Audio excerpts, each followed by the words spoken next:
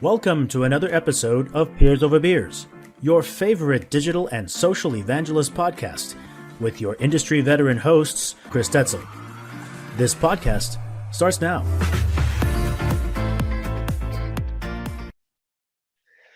Well, welcome to another Peers Over Beers, Elizabeth. I'm Chris Detzel, and I'm Elizabeth Kinsey. welcome back. Thanks for having me again. Yeah, well, thanks for coming. This is great.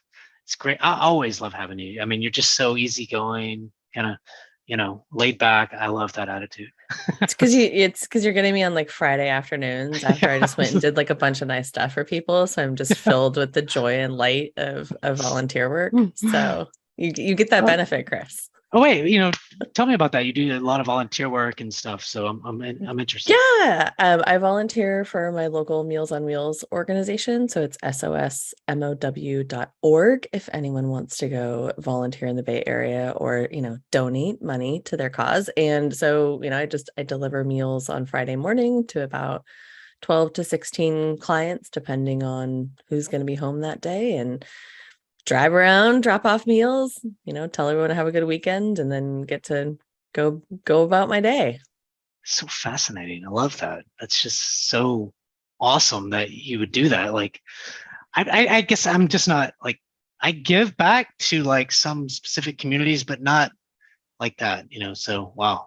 I mean, you must love it. I guess you keep doing it. I do love it. And I'm really interested in kind of food justice as social justice. And when we think about who we're delivering meals to, oftentimes, it's, they're over 60. So it's our older populations who are not as mobile, oftentimes are disabled in some way. And are oftentimes living in areas where there are food deserts. So they don't have access to a grocery store. They don't have access to regular fresh produce, et cetera. And so Meals on Wheels really helps to bridge that gap. And so there's a couple of other really great groups in the Bay Area who are also doing similar things. But to me, it feels like, if this is something that I care about, food justice, this is a really good way to make an immediate impact on that. But I never would have gotten involved. A friend of mine is the program director and so does nutritional planning and stuff for this Oregon. At the beginning of the pandemic, they lost a lot of volunteers because a lot of folks that are able to spend that time are older themselves and so we're at high risk. And I was like, well, flexible work life means that I should be able to take 2 hours on a Friday morning to go deliver people some food. And Slack is wonderful enough to, see that as we are flexible, and we do have kind of Fridays or certainly days that we don't do meetings and stuff like that. So it all works out. But yeah, cool. Highly encourage anyone who wants to get involved, even if you want to go pack food in a kitchen or go and, do paperwork filing. There's all kinds of ways to get involved with local organizations like that are working on food justice. Food justice. I like that. I feel like this next conversation is just useless. Not at all. Yeah, people gotta have jobs so that they can afford to make those donations. So very good point. Kind of getting into what community, things I wanted to talk about today, and as we kind of look at growing our community and things like that, I wanted to throw some hypothetical but non-hypothetical questions at you because this is what you're living in real life already. And it's about building out a community team. And so I wanted to just get your thoughts. Some of this will be building out your community team. And if we have a little bit more time, we might go into, how do you make them successful and that kind of stuff. So are you ready for my questions today? I am ready. Bring them on. Excited to talk about this. All right. And I've already read her the questions and she knows what's going on to some degree within 5 minutes ago. So, I think she's prepared. As long as my short-term memory still exists, we're good. Exactly. All right. First question, Elizabeth. What does a successful, you know what? I was reading the wrong thing. So the role of a community department head, how would you go about, building out a team, and what does that look like? So let's say you get a community and it's like, okay, you're going to get a team. What would that look like? Yeah, I think that this is a really interesting question because I think it kind of highlights when that happens in someone's career journey or in the maturity of a community. Because usually when you get that first headcount for community, it's because you, as the sole community manager and the sole community person, there's a lot of ideas that you have that you want to do, but there's just no capacity. There is a finite number of hours and people power in the day when you're talking about one person. And so a lot of times you're able to justify that first headcount because you're like, look how much more we could do if we had another person, and or there's more work than I can do on my own, and we could be more effective if we had additional folks.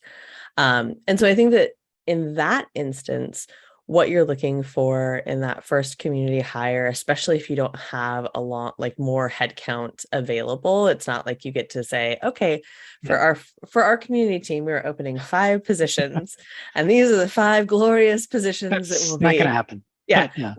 So I have an answer to that also. Like, if you were in this utopia, what would you do? But in the reality, you're typically hiring someone to take on either a new program or take the scope of work that you have away so that you can focus on something else, or some other program, probably think about strategy, you know? So I think that in that case, you're looking for someone who has a really varied background. I think it's got to be someone who can work on operations. They're going to have to take what you were doing and what a lot of, probably, unless you've been really diligent about documenting what you do, they're going to have to take that over from you, and they're going to have to learn how to do it. They're going to have to understand your process. And most of the time you want someone who's going to improve it. They're going to say, hey, what you were doing, Jane, is fantastic, but what if we just tweaked it a little bit? So you want someone that can do that, right? That can see those opportunities for improving operations. And, you know, that includes automation and how you get swag to people and how you're measuring data, how, you know, are all the systems connected? So having a little bit of experience there is really, really helpful, because they have to be able to come in and follow your footsteps and sometimes decipher what you may or may not have documented. The second thing that you're looking for is someone who is really willing to learn and is very adaptable.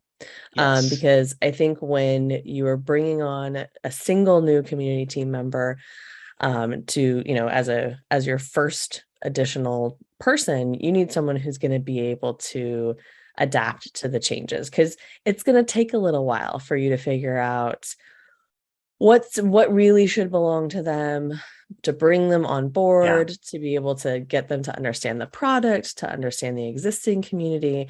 And so they're going to have to be able to adapt.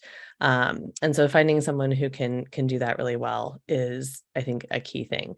And the other piece of it is someone that has a little bit of marketing prowess. I think that's marketing is such a dirty word for so many people, and it makes me sad, because like, good marketing is really amazing, and you discover things that you would not have discovered otherwise without really great marketing.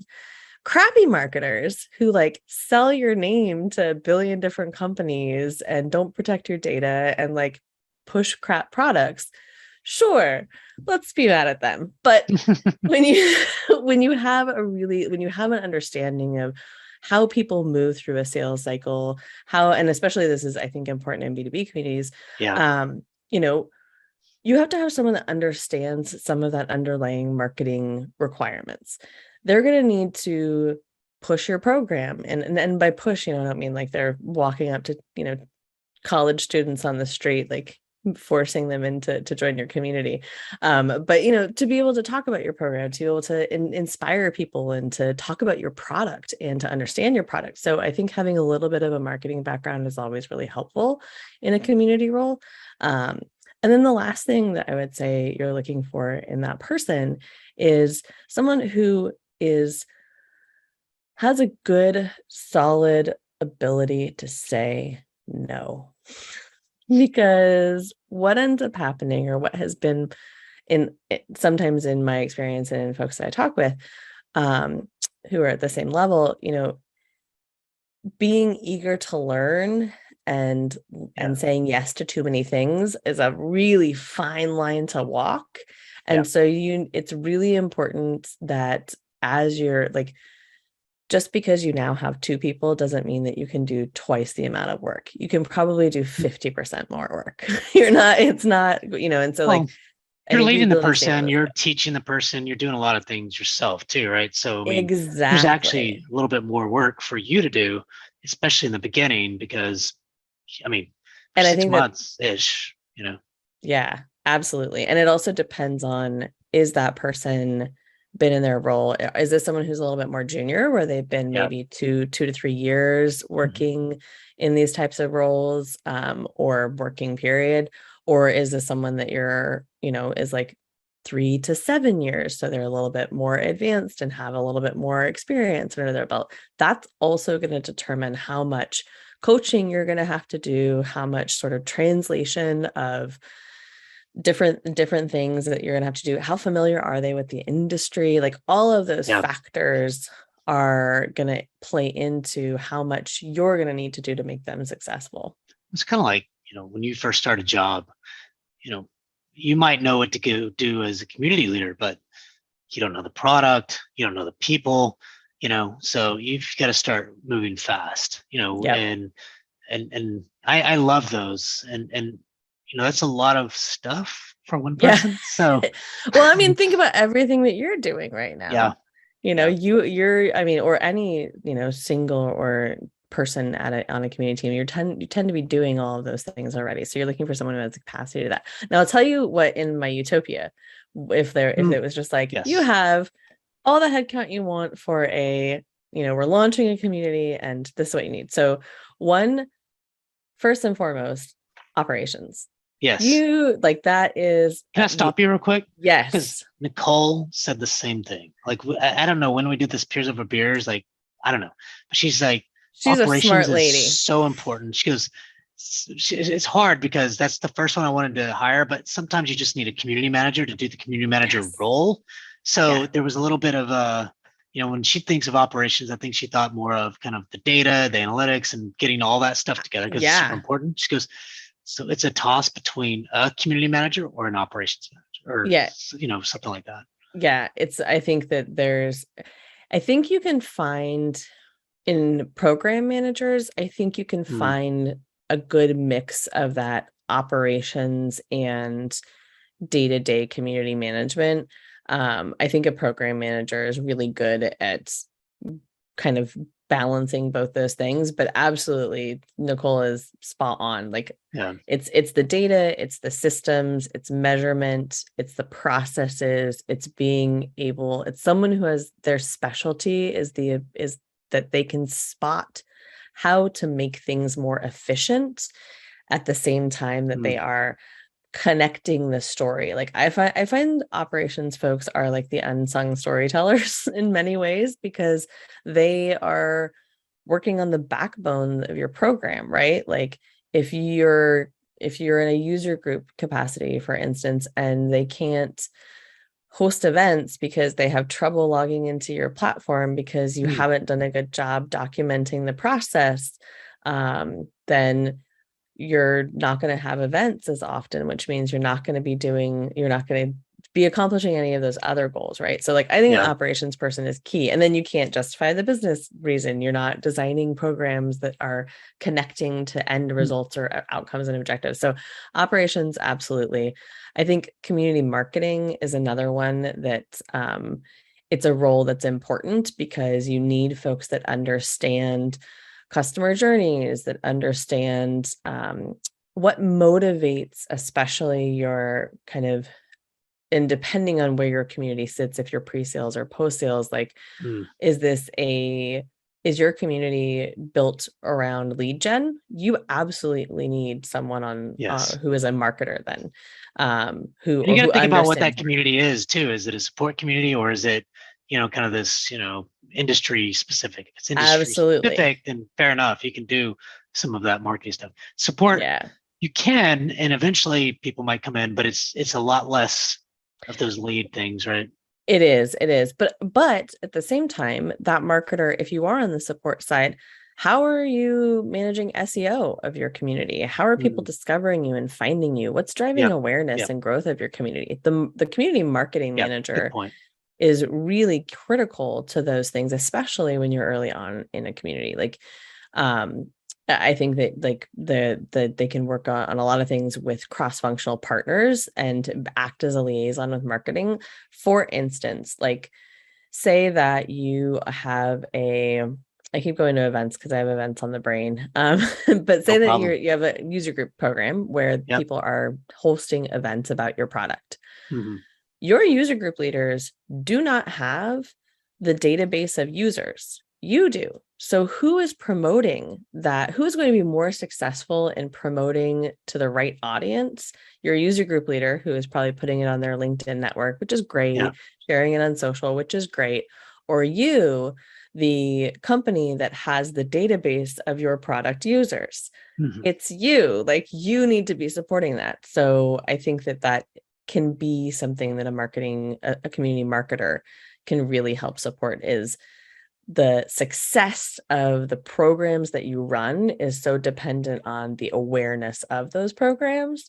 And in communities, so many people are volunteers, whether that's a support community where people are answering questions in a forum, or a user group community where they're hosting events. Like those people don't have access to the same audience that you do. And so that's why I think community marketer is important. And I think you need 2 community managers, or depending on how many programs you have and what those programs are, you're going to need a couple of folks that are day to day working with people, answering questions, Yep. communicating information, et cetera. And then I think the last thing that is really important is an engineer, because all of these systems, or a developer, all of these systems are, how do you connect the data? How do you build something? And like, depending on, if you're in a forum, a lot of them have proprietary stuff where you need to do design, you need to do all this engineering work. And it's hard to find those resources. Let's put it in I'll put some of that in real life, because I completely agree with you. So when you start thinking about the platform of community, so I use HireLogic, some people use Kuros, some people use Vanilla Forum, some people use whatever, right? Salesforce, it doesn't matter. So there's all, at the very beginning, it's not connected to any business system. So when you think of when you want data around, for example, like the things that I get today is, and I have to do it manually, is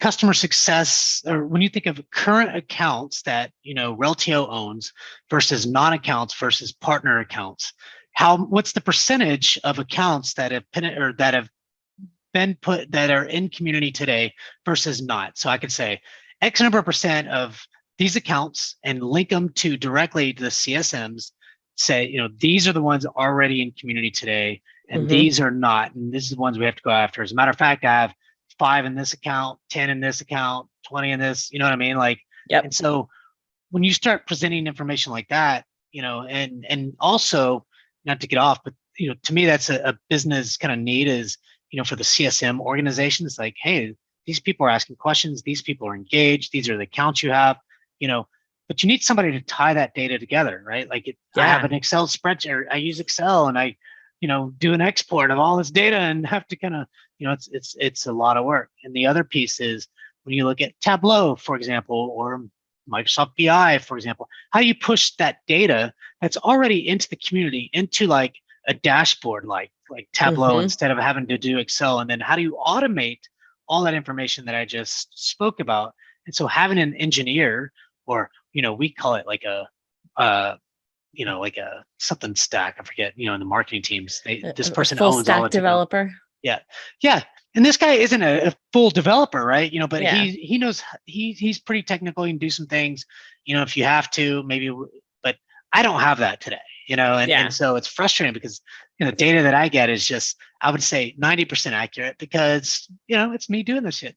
Yeah. No, I totally agree. And I think that is like, it's connecting those systems, and it's also being able to build new things in your community. I mean, I know, for a lot of platforms, to actually, like, if you want to roll out a new version or a new feature, like that takes development work. And a lot of times you work with the company and they send you over a specialist, but Yeah, that's right. how much you end up paying in contracting services if you just had someone who is in-house? Like, and again, this is the utopia, obviously. Yeah. I don't have this person either, or I definitely have someone who helps us with our systems, but it's only a very small part of his job. And so it doesn't always get the Attention. prioritization because there's so many competing priorities. That So same yeah, thing I think happens that, to us. yeah, I mean, yeah, it's like if I want to, so I'm building out this rewards and recognition program, and like it's not hard per se, but there's some slight development, JavaScript, and some other things that have to go in there, and I just honestly don't have time for it. And so I yeah, had to hire kind of a consultant to kind of think about that program, right? And then I have to have somebody develop it, and push it in and automate it to some degree and build the badges and what does that look yep, like, et cetera, and not that, that's just table stakes, right? I should have probably done that back in, uh, April of last year, but I didn't. And so that's what I'm doing now. But still, it's just those little things that, you put on their roadmap, boom, boom, boom. So yep, this has been really good. I want to kind of move on to some of the yeah, next questions because I think, this is helpful to me, because it's like, okay, how do I think about this? And, I own a lot of different things like executive council and the community. I'm thinking about some thought leader, community led growth, thought leader podcasting stuff. So in a way, I'm in over my head, but so aren't we all? but if you don't think about these things and you don't push the organization, you'll never get it. True. So when you hire these people, let's say you hire, I don't know, you can give me one or two examples, but let's say an operations person one, and then two, it's a community manager, and three, marketing or whatever. How do you goal them, and how do you kind of look at how they're doing throughout the year? What would you say? What are some of the things they have to go do, and how do you, track that? And Yeah, I think that that's totally fair. So I think I don't have anything specific for any of those roles. I think a lot of it is dependent on your program and your company goals. So how are the things that they are going to be working on roll up to the overall OKRs that you have to measure community? So what is their piece that's going to impact that? And so we at Slack, we're using, and at Salesforce, we use the V2 Mom. So it's really easy to sort of take these Legos and say, okay, the 7 things that you are going to work on this year, and here's how we're going to measure them, roll up into this larger goal of empowering customers or whatever it might be. That's not one of them, but let's just say hypothetically it is. And we're measuring that through community growth. And so what is the thing that's how I look at it, is like, what are the pieces of your job or the things that you're going to be doing that impact those bigger goals? So then we can break it down to smaller goals for that person. So I think that's kind of how I approach it. I think in terms of evaluating it or taking a look back and seeing, how are you performing against these goals? I think that there's regular feedback is a really key part of it. I think you can't wait until it's like, oh, it's been 6 months. Now you're going to get feedback. Yeah. Like, you should be trying to deliver feedback as much as possible. And I'm even considering setting up a monthly just bi-directional feedback session with folks that report to me, so that it's never a surprise. So if you do that, then you ultimately... Somebody told me that once. A leader was like, yeah, you should never be surprised about how you're doing or how you're not doing, Yeah, absolutely. Absolutely. So I think we're checking in regularly for feedback, not always using your one-on-ones just as a status report. I think a lot of times that happens. But really using it as how are you doing? What are you looking for? Having career conversations. So one of the things that I do with folks that report to me is really what are your goals? How can we put together a plan that's going to help you reach your professional goals while you're doing your job very well? And those two things should go hand in hand, right? And so having a lot of conversations, I think, is really important in measuring whether or not they're successful. And it's setting those things down and saying, okay, if you want more responsibility, take it as an example, you feel like you're ready for taking on more responsibility. Let's figure out what you can take on, and then how will we measure whether or not you were successful with that over the whatever time period, the next 6 months. And so it's just, I think it's being specific and like taking it, as much feedback as possible, as often as possible. And then a lot of really good communication around what are the goals that we can work towards and help you develop professionally. And then I think the last thing is like, it's you, when you're thinking about like success, right? Some of it is on you and some of it is on them. And so being really clear that like, you are not a mind reader. If your direct report has goals and there are things that they want to achieve, they need to be able to also communicate that with you. And it's your job as a leader to make space for that and to make people feel like they can, tell you what they're looking for out of their career and what their professional goals are. But you sometimes need to remind folks that like, it's okay to talk to me about, like, you do have to kind of push folks sometimes to think about what they want, because if they're not participating, there's nothing in the world that you can do to help them be successful if there's not participation on their end. This is awesome insights. It's really good. I mean, I don't really have anything to add to that because I don't manage people at the minute. But if you think about if I think about myself, I think most people would say, look, or leaders would say, you've got to know where you want to go. I can help guide you. I can help, you understand some of your strengths and things like that, because not all of us, if you think about it, like I'm sure some of the people you manage or, have managed in the past or whatever, don't necessarily know. They want to move up and they think, oh, well, I've been here for 3 years, I should move up. Well, maybe not, like what was it that you're trying to do? And maybe there's a senior community manager or something like that available, but then you got to think about what that means, right? Like what's additional for the senior person that they can take on or whatever. But I think you're right. I think that's an interesting thought around pushing, or people need to know what they want to do, or at least have some ideas or have some willpower to do something, some thoughts. Yeah. Around, And I think it's a two-way conversation. Like, you need to create those opportunities and you need to have a plan for how to accelerate people, but they also need to communicate with you on what it is they want. And I would be remiss not to point out that like all of my brilliant ideas are basically stolen from Erica Cool and Holly Firestone, and a lot of the work that they did both at Atlassian and at Salesforce on building teams out. And I think that they both have a couple of different blogs on kind of how you think about teams and building out community teams that are really useful, that I revisit all the time when I'm thinking about like, okay, what's the next stage of our team look like? It's amazing how those two have had such an impact on the community world. I hear it constantly, and I don't disagree with that. I just think it's pretty amazing. Those are the two names, the women that really have made a huge impact within community, absolutely, community world, right? So I am part of the fangirl club for both Holly and Erica and a number of other community professionals, but I think that they have made a huge impact on this industry. Yeah, absolutely. And it's funny because I think I talked to Nicole about this, and just to get off the subject a little bit, is it feels like, and maybe it's less and less, but it feels like I think there's a big percentage more women in community management than there is men in general.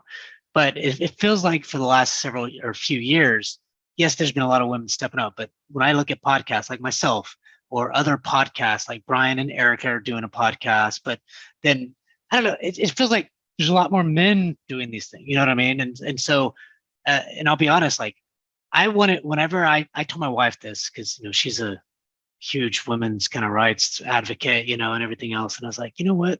How do I kind of make a difference, if there is any difference? I don't know, but I truly have went out and tried to get people like you on my podcast, because the last thing I want you to think is, hey, who's this Chris Detzel weird guy?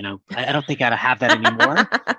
But I do. I want, because there's more of women in this than men. And So there's got to be a reason why, and so let's talk to the women that are doing some really cool things. I absolutely agree. And we could unpack the patriarchy, but I don't think we have enough time Fair enough. today.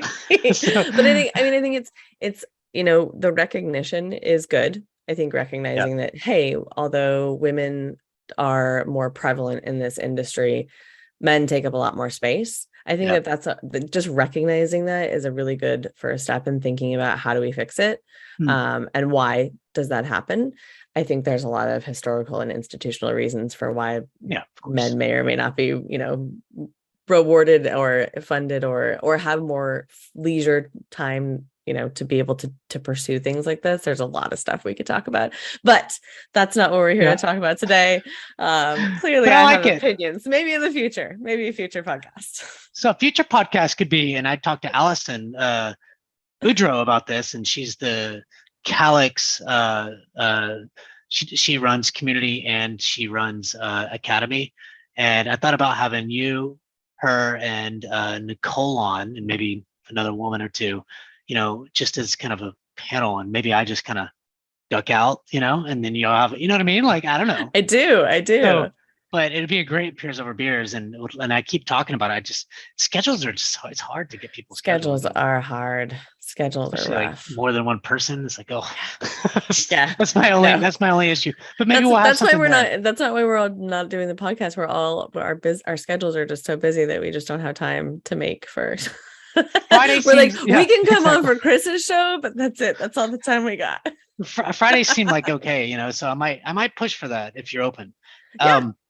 So I have really one last, maybe two, but last question, and I think that how we tie this back into, if you were to hire a team, what would that look like, and how do you kind of look at goals? And then at the end of the day, how do you measure the success of your community with all those people? Like when you look back and you think, okay, we've had some success here, there, whatever, and then as a team, how do you kind of look at it, and how do you measure it, or how do you measure success of a community? I mean, that's a big one. Yeah, that is a big one. So, and you mean kind of in relationship to into growing your team? Like what did the growth of the team have an impact on the success of the community? Yeah, I think just it's probably, I think I like the general, because, it's the entire success. So at the end of the year, when you have this team, how are you going to say this was successful? And then how do you measure that? Yeah. I mean, again, I think it's about what were the goals that you set out. So, and what were you aiming to measure? Like, what were you aiming for? Did you achieve those goals is number one. So we'll use community growth as a metric that a lot of people use just for kind of health. So if you hadn't added those team members on, what would you have grown? Probably less. But since you did you budget that number to account for, we're going to have more people power behind this, we're going to have more resources, maybe more budget? Did you achieve that number that you set out to achieve? I think another thing to look at, especially as your team grows, is if there is a year-over-year statistic that you are consistently measuring your community on, and I think growth is an easy one to do. Yeah. Are there points where it accelerates? Do you grow, and this takes time, obviously, to be able to measure that success year over year and say, hey, we were able to, last year we grew 15%. This year we added team members and we grew 25%. Yeah. I think that there's always a lot of correlation that happens. I don't think that you can do a lot of causal linking of things. I think there are things that you can measure that, certainly the programs that you run or the decisions and tactics you take, those are causal, and you can measure those very implicitly in a quantitative way. But it's really about what are you measuring and did you achieve it? And I think that goes individual to every different community. And it's what is the purpose of your community? Is it product feedback? Is it support? Is it brand awareness? Is it advocacy? And did you reach the baselines or the goals that you set for yourself within those? So I think it varies. It's not easy. It's a big answer. No, it is a big answer. And, the real answer is it depends. But you gave a good one. It's a hard question to answer. And I like how you said it depends on why you have the community, what's your mission, what are you trying to accomplish? And then from there you can kind of break it down to say, if it was support deflection, which, people think that support deflection is like, oh, that's a shitty community. I'm like, that's a huge, you think of cost savings of a support organization. Yeah. When you say, well, how much does it cost you to, go from one case, open a case to closing a case? How long does it take you? And you can say, well, it costs $200 per case, open to close, and it takes 13 days to answer a question. Well, did you know on Community that it takes less than 48 hours, sometimes 24 hours to answer a question? That sure does beat that 13 days. So let's think about that. You know what I mean? Like stuff also like that. Think about like the cost of your, like, I think about how we recently implemented a feature where folks could actually delete some stuff on their own that before they would have to write into our customer experience team and ask them to delete it, and some data privacy stuff. And just the sheer amount of time that is saved now, but that because people have the ability to do that is phenomenal. But when you think about that particular thing may never have been surfaced, or that pain point may never have been surfaced because of Community. So there's the cost savings there of like, hey, you're able to improve your product and increase longevity of your customer. So there's like the indirect cost savings. But then when, like what you're talking about with support costs, you're also freeing up your team to work on harder problems. Yeah. Like if your support team is having to answer the same, excuse my language, but like basic bullshit question over and over and over again, and you have this enterprise customer who has this very complicated, hairy problem, like you're wasting money on this thing that Community could help support. And you're frustrating people because people don't want to open a case, wait. And then if your gals forget to, answer or, reply back or whatever, then they're frustrated. So, there's a lot of really good stuff. I mean, and curation and stuff. By the way, you never talked about having a content person, for Community, which I'm a little surprised. I mean, I think that I lump content and marketing in the same bucket. Oh, okay, all right, got it. Okay, in my brain at least. But I think that if you have the ability to break that out and have someone who's specifically focused on content, sweet. Yeah, just so when I think of content, like one of the big things that I love to do, and I don't know why I love to do this so much, but is content creation, content kind of getting that flywheel going. So like, I use our weekly webinars because they're so in depth, they're so really good that, I'll get, 70, 80 people on these shows. I call them community shows. And I create a bunch of content. Like I capture the Q&A that comes from, I get like the other day, I got 30 questions on a 1 hour show.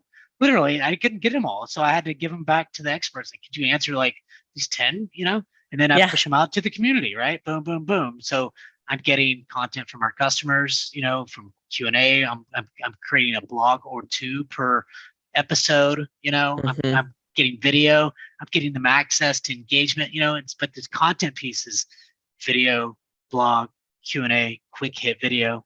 There's a lot of really good stuff around that you can really, and then the other piece to that is kind of the SEO strategy. Absolutely, right? When you think of, anyways, I get off a little bit, but I think there's a lot to do in that content. And if you're creating relevant content all day, every day for those people to help solve them problems using the product, or, and maybe, depending on your community,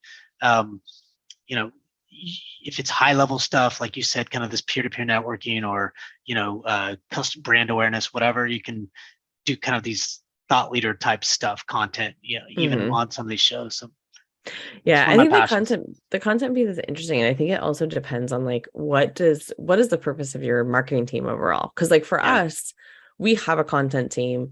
Yeah.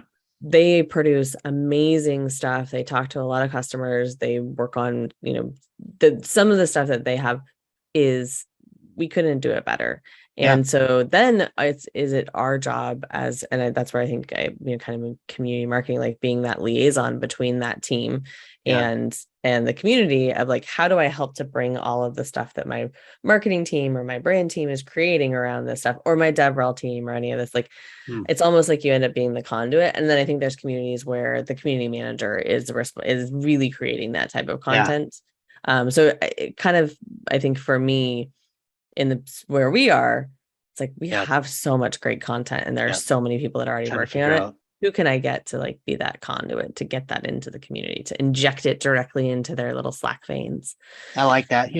We're a lot smaller company, and so we're creating content, but our marketing team really focuses in top of the funnel. I'm really kind of thinking about adoption, upsell, cross sell, new features, things like that, and bringing that out to the market, to our community, so that they know, and I didn't know about that. Let's go deep. Let's figure out how to use. It's a complex. Slack, although I'm sure there's some complexities for sure to it on integrations and things. Our thing is super complex, right? Like it's just ridiculous. But anyway, this was good. This was really appreciate your time. Absolutely, always a pleasure. Well, thanks everyone for coming and listening to another Peers Over Beers. I'm Chris Detzel, and I'm Elizabeth Kinsey. Thanks, Elizabeth.